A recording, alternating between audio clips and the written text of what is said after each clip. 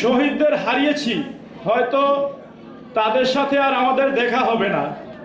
আমাদের চাওয়াটা ছিল এক, স্বৈরাচার বিরোধী আন্দোলন। এই আন্দোলন আজকের নতুন নয়, ব্রিটিশকে এই দেশ ছাড়া করতে হয়েছে। এই দেশের মানুষ আন্দোলন করে ব্রিটিশকে এই দেশ ছাড়া করেছে, পাকিস্তানিদেরকে এই দেশ ছাড়া করেছে আমাদের এই দেশের মানুষ। প্রতিবাদ প্রতিবার হয়, আমাদেরও সেই প্রতিবাদ করতে হয়েছে ফ্যাসিবাদকে।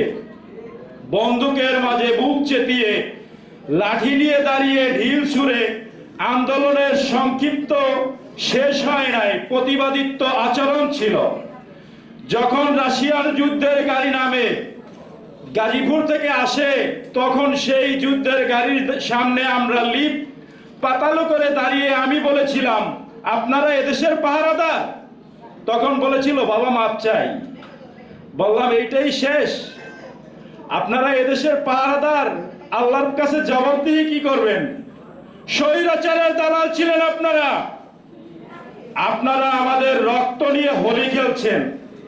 এখন আবার দেখতেছি যারা কিছু কিছু কথা বলতো আমাদের সামনে দাঁড়িয়ে, তারা আমাদের রক্তের উপরে দাঁড়িয়ে ক্ষমতার অপব্যবহার করতেছে।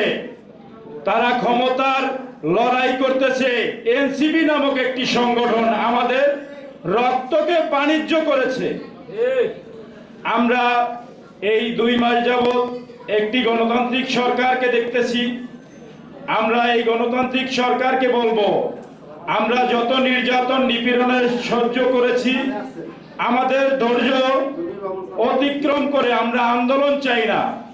আমরা আহত যোদ্ধাদেরকে আপনি অতি শীঘ্রই সুচিকিৎসা দিবেন এবং সংগ্রামীদেরকে সম্মানীয় স্থানটা দিবেন।